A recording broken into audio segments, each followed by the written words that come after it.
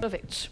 Daqui a pouco vamos fazer a cheesecake, mas antes, tem muita mulher que sofre bastante com cólica menstrual e com dor pélvica, mas não faz ideia que existe uma forma, várias formas, na verdade, da gente se livrar dessas dores. E hoje, doutora Ana Lúcia Beltrame, que é ginecologista, está com a gente, seja muito bem-vinda.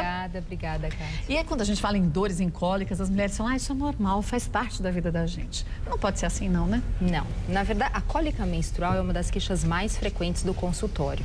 Ela pode, falar o que é normal e o que é anormal em medicina é uma coisa complicada, mas ela é bastante frequente e ela pode ser só decorrente da contração do útero durante o período menstrual, que na verdade é uma parte fisiológica e tem algumas mulheres que sentem mais dor são mais sensíveis do que outras, que é o que a gente chama de dismenorreia, que é o nome médico para cólica menstrual, dismenorreia primária, que é aquela que não tem uma causa específica para cólica menstrual, mas a cólica, ela pode ser decorrente de algumas outras doenças. Quer dizer, pode ser um sintoma também, né? Exatamente. Quais problemas, normalmente? Vários, mas assim, o principal é a endometriose. Então, na verdade, todos os nossos órgãos pélvicos, assim, o útero, o ovário, eles se comunicam com a gente através da cólica menstrual.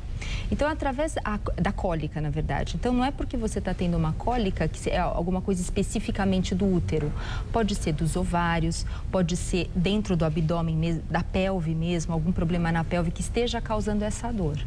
Então, a endometriose é uma doença que acomete mais do que 15% da população feminina e um dos principais sintomas é apresentado por uma cólica menstrual. Mas essa cólica, ela é diferente de uma cólica de uma menstruação comum, por exemplo? É uma cólica mais intensa, que impede muitas vezes a mulher de conseguir ter a sua atividade normal? Pode ser, como pode não. Então, a intensidade dessa cólica também não caracteriza um sintoma de endometriose, por exemplo? Não, existem mulheres que têm endometriose, porque assim, a endometriose, o que ela é? Ela é uma doença, né? Ela é uma patologia que o endométrio, que é aquela camada que fica dentro do útero, ele se fixa em algumas partes da nossa cavidade pélvica. Quer dizer, ele sai de dentro do útero e ele migra para o intestino, causa uma aderência na bexiga, em qualquer lugar. Quando a gente fica menstruada, eu brinco com as pacientes assim, tanto para o absorvente como para a cavidade abdominal. O que é terrível, porque isso causa uma dor absurda, Exatamente. Né? E na grande parte das mulheres, esse sangue ele é reabsorvido. Não se sabe por que, existem inúmeras teorias, não se sabe a causa exata, mas em algumas mulheres, essas células do endométrio, elas se fixam em algumas partes da pelve ou então em algumas outras partes do corpo, que tem endometriose de pulmão. O quê? No pulmão? Tem. Mas não é porque você menstrua. Essa é uma das teorias, que é a teoria da menstruação retrógrada. Por isso que a endometriose ela é uma doença muito obscura, porque existem várias teorias imunológicas, ambiental, uma teoria de que as células elas se transformam em endométrio. Então, ela pode acometer vários órgãos. Então, talvez não seja um pedaço do endométrio que migre para outro órgão. Essa é uma teoria. Uma teoria. Essa é uma teoria. Existem outras teorias. A hereditariedade conta também na endometriose, não? Em algumas mulheres, sim.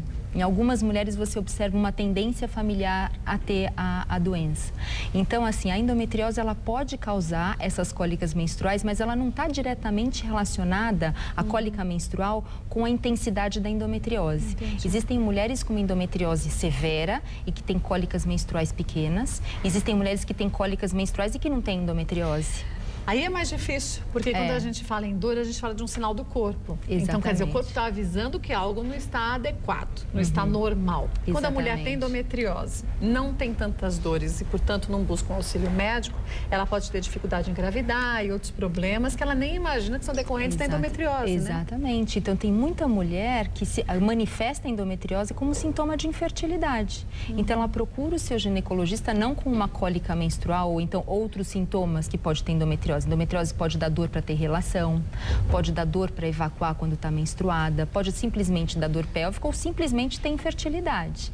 Então, é importante que, tendo ou não cólica, toda mulher vá ao ginecologista. Muitas vezes, através do exame clínico, através do toque vaginal, a gente consegue ver sinais de que a mulher possa ter endometriose ou não. Então, é importante que seja investigado. E a cólica menstrual também. Existem mulheres que têm cólica porque têm mioma. E o mioma muitas vezes está tão grande que dificulta até um espaço para o útero contrair, né? Tem cólica porque o mioma ele pode ter vários tipos de localização. Ele pode se localizar fora do útero, como se fosse um brinco, né, um adereço. Pode estar na musculatura do útero ou dentro da cavidade uterina. E dependendo da localização e do tamanho desse mioma, além de poder causar alterações do ciclo menstrual, causando hemorragia, né, ou então um intervalo mais curto entre as menstruações, ele pode causar cólica menstrual.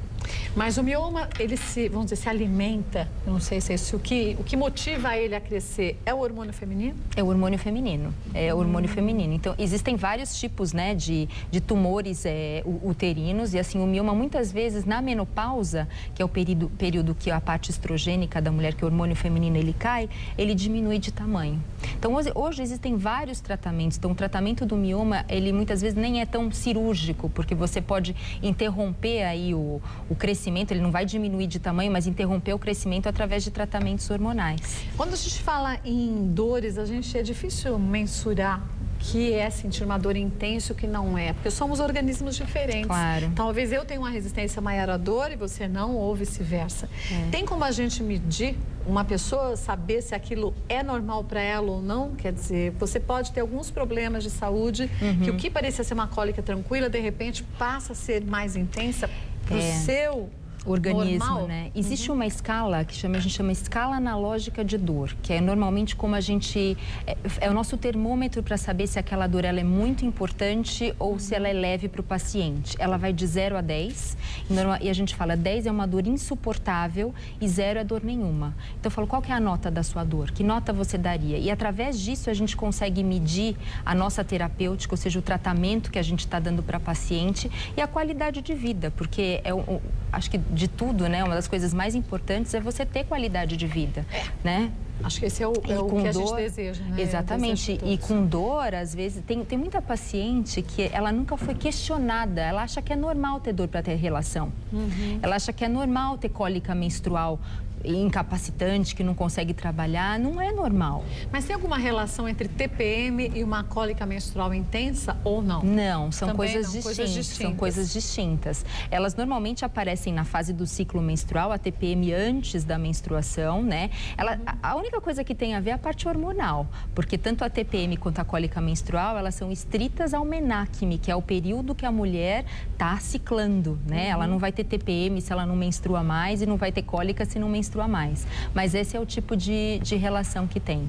Porque às vezes a gente associa, fala, eu tenho muita TPM, então é normal eu ter muitas cólicas também, ou um fluxo muito intenso, né? Não, são coisas diferentes, são coisas diferentes. E é importante que, assim, que o médico oriente a sua paciente, peça os exames adequados para investigar essa causa, por mais tranquila que a mulher seja em relação à cólica menstrual, existem medicamentos, a gente pode dar anti-inflamatório não hormonal, muitas vezes a gente dá os antiespasmódicos, que é para diminuir a contração do útero, diminuir o fluxo menstrual, mas é importante investigar, porque por mais natural que seja, pode ter uma causa secundária, seja ela um mioma, endometriose, um cisto de ovário, alguma coisa pélvica que seja subdiagnosticado e ela vai perceber as consequências disso muito mais para frente, né? Então é importante que seja investigado, que se peça os exames necessários para que se faça um diagnóstico correto. E hoje a gente tem tantas formas de se ter certeza de como anda a nossa saúde. Os exames são tão fáceis de serem feitos,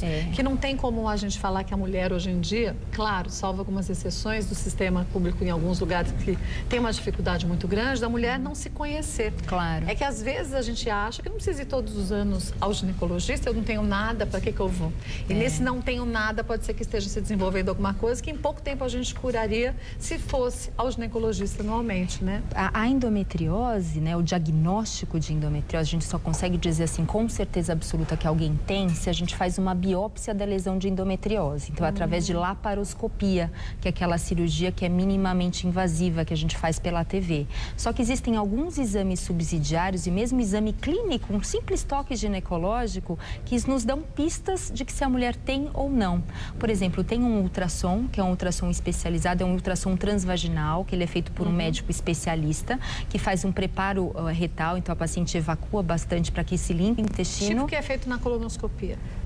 Não, é bem mais simples. É uma ultrassom transvaginal que você faz, só que ela faz com o intestino limpo.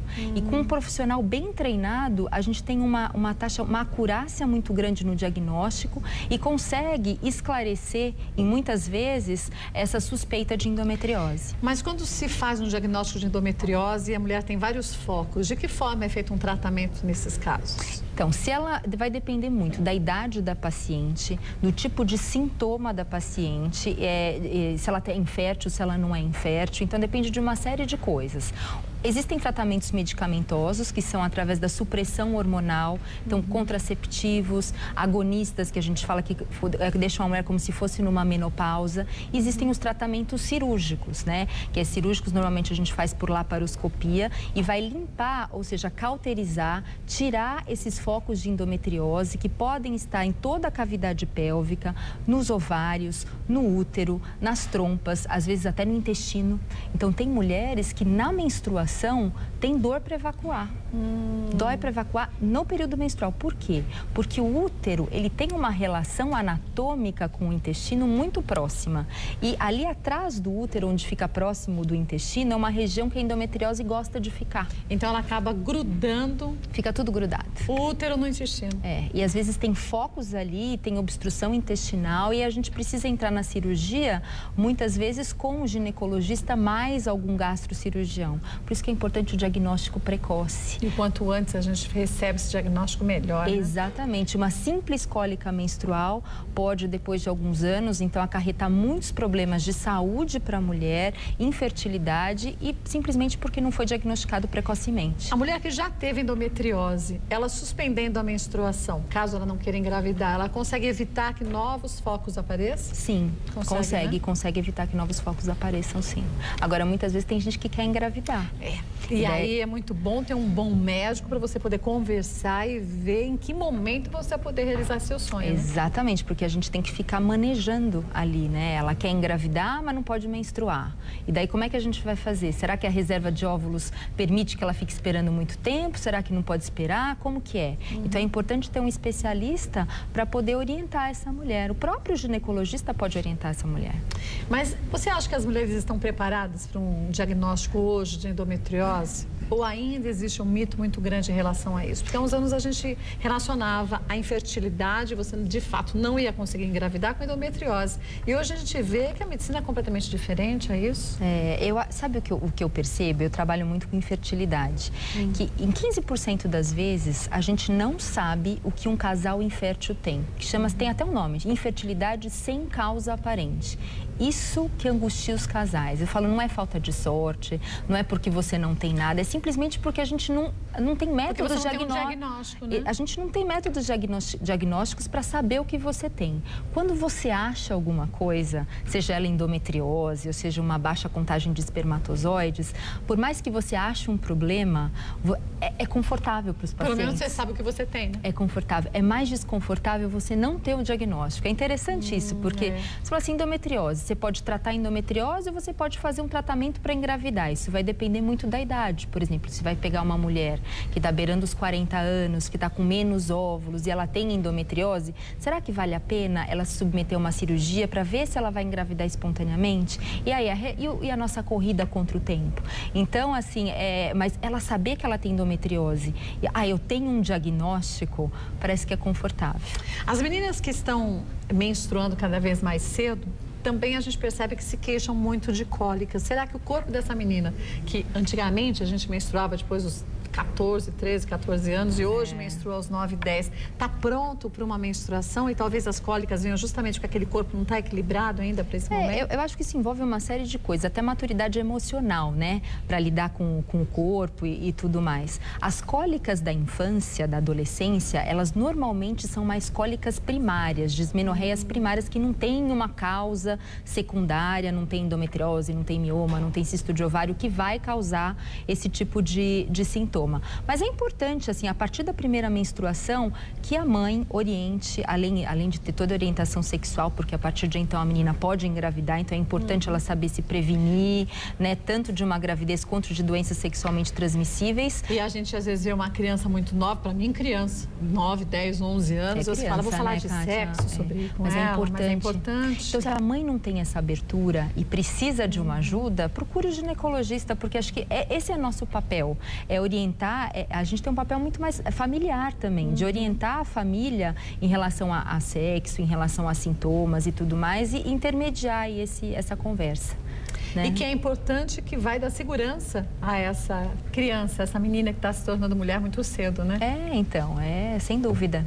E eu acho que tudo aquilo que a gente entende, que a gente vai buscar, é ter certeza do diagnóstico, é mais fácil da gente resolver, claro, até emocionalmente, como você disse. Quer dizer, você sabe o que é. Tudo bem, você desejaria ter? Não, mas você tem. Então, quais são os caminhos que eu tenho a escolher? E decidir isso junto com o médico, né? Exatamente. E hoje, assim, um grande problema, né, da cólica menstrual, da endometriose, que a gente falou que é uma das principais causas, é o subdiagnóstico. Então, assim, as pessoas, elas ou não vão ao médico, existem médicos que eventualmente não sabem ainda o caminho aí para diagnosticar a endometriose. Então, é o subdiagnóstico da endometriose e a paciente fica muito tempo com sintoma, sem tratar, e daí quando vai tratar já está num estágio que poderia estar muito menos avançado do que se ela tivesse tido uma orientação correta. E aí vale aquele velho e bom ditado. Você foi ao médico, não sentiu segurança, porque essa relação médico-paciente é muito importante. É o mais importante, tudo, né? Kátia, é o mais importante. Se eu sou sua paciente, não acredito naquilo que você diz, algo está errado. Quer dizer, tem que ter uma confiança. Tem que ter uma confiança. E eu falo, a gente não sabe tudo. Médico, acabou aquela história de que médico era Deus e que sabia tudo. A gente é ser humano e não sabe tudo. Só que a gente cuida do paciente. Então, hoje, a gente tem que ter a honestidade para dizer assim, olha, Kátia, eu não sei. Mas a gente vai descobrir, a gente vai vamos levar para uma junta médica. Então, a relação com o paciente, você se sentir cuidado, sentir que seu problema é importante para o médico, é o mais importante. Porque assim a gente vai fazer a parte da gente como paciente. Você vai saber direitinho que o que o seu médico está te passando é o que deve ser feito. E aí você não vai vacilar, não vai ficar em dúvida se deve fazer ou não. Você faz porque você tem confiança nele. Claro, é o mais importante. E se você vai no médico e você não tem a confiança, busca uma segunda opinião, uma segunda opção. E por que não? Porque a saúde da gente não dá pra gente brincar, né? Claro, claro. Queria agradecer mais uma vez a doutora Ana Lúcia Beltrame, que é ginecologista. Se você quiser sugerir algum tema, aproveite. Agora não esqueça, se faz um tempinho que você não vai ao ginecologista, é bom começar a se cuidar. Porque no caso aqui das cólicas, a gente falou da endometriose, pode ser um sintoma, mas muitos outros problemas não trazem sintomas. E quando a gente descobre, a situação pode estar mais difícil. Então não tenha medo de um diagnóstico, não. Tenha medo de não buscar a sabedoria de encontrar aquilo que você tem, né? É isso mesmo. Obrigada. Mais uma vez, eu que agradeço, viu? Doutora Ana Lúcia Beltrame volta mais vezes, querendo sugerir um tema, fique à vontade, mulheres@tvgazeta.com.br. E olha, por falar